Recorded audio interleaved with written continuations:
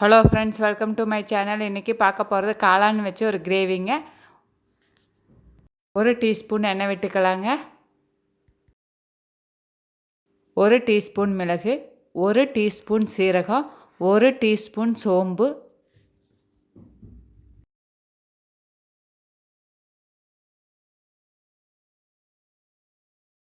பத்துலேருந்து 15 சின்ன வெங்காயம் சேர்த்திக்கலாங்க. ஒரு பெரிய வெங்காயம் சேர்த்திக்கலாங்க.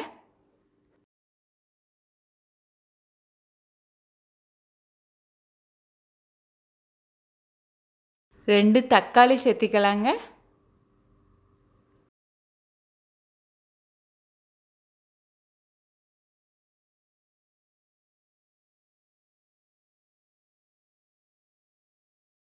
இது நல்லா வதங்கின பிறகு நாம் இதையே அரைச்சிக்கலாங்க.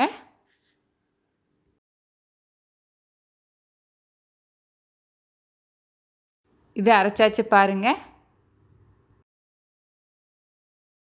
காளான சுடுதண்ணிக்குள்ளே போட்டு எடுத்துட்டு அதுக்கப்புறமா நம்ம கட் பண்ணிக்கலாங்க.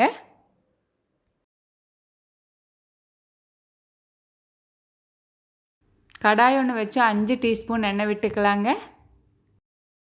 சின்னதாக ஒரு பட்டை, 2 கிராம்பு, 2 ஏலக்காய், அரை டீஸ்பூன் சீரகம், அரை டீஸ்பூன் சோம்பு சேர்த்து இது நல்லா வதக்கிக்கலாங்க. ஒரு பெரிய வெங்காயத்தை கட் பண்ணி சேர்த்திக்கலாங்க. 1 டீஸ்பூன் இஞ்சி பூண்டு விழுது சேர்த்திக்கலாங்க. இதையும் நல்லா வதக்கிக்கலாங்க.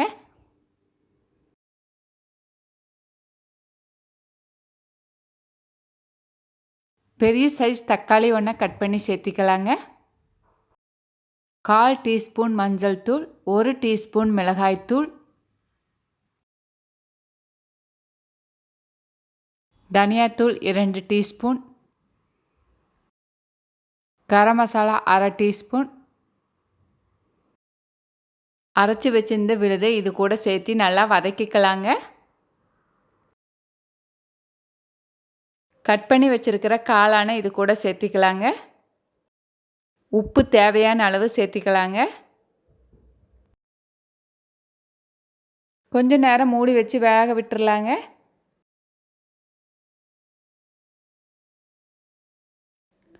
ஒரு கப் தண்ணி சேர்த்து வேக வச்சுக்கலாங்க. ரொம்ப தண்ணியாட்ட வேணும்னா நீங்கள் 2 கப்பாக சேர்த்திக்கிங்க. எனக்கு கொஞ்சம் கிரேவியாட்டு இருந்தால் போதுங்கிறனால 1 கப் தண்ணி சேர்த்து வேக வச்சுருக்கிறேங்க.